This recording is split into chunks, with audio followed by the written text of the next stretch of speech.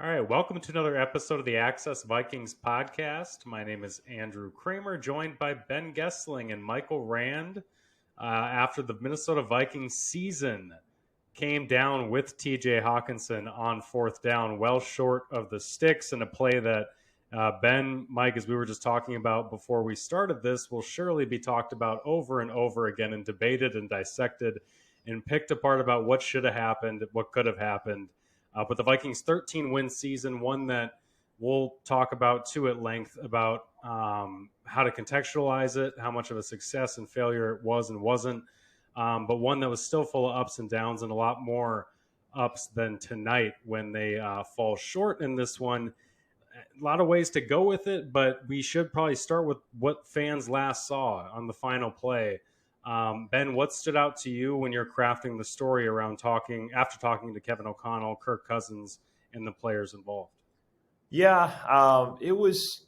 Cousins basically said he felt like. His first thought on that was to try to throw to Jefferson. Jefferson had not been targeted the entire fourth quarter. I think the last pass Cousins threw towards him was kind of that deep shot where Jefferson basically had to play defensive back late in the third. So the hope was to throw Jefferson there. Looked like he had inside leverage, but that safety kind of shaded over the top. Well, actually, it was kind of an inside-out double. So he said he didn't feel good about that, throwing it there. Said he felt like he was going to take a sack. It was, you can't obviously take one of those there, so you got to get the ball to somebody and try to make a play. The people looking at the dots afterwards, you can say KJ Osborne maybe over the middle. You could say Adam Thielen maybe on the left side. Dalvin Cook maybe. He had quite a bit of traffic in his lap, I think, as he did a lot of the game. So I think his thought process, as he said, was just get it out and try to make sure somebody has a chance to get a first down. It's not a perfect situation.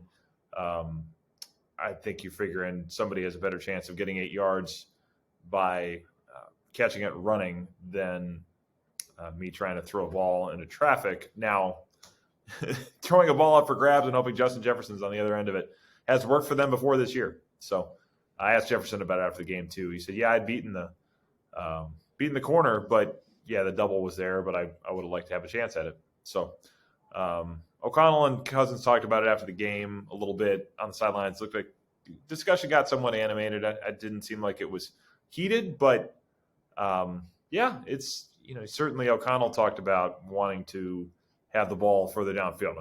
You want to throw to the sticks. There's no question about it. But as has so often been the case, you are trying to do it from a suboptimal pocket, which again was the story tonight.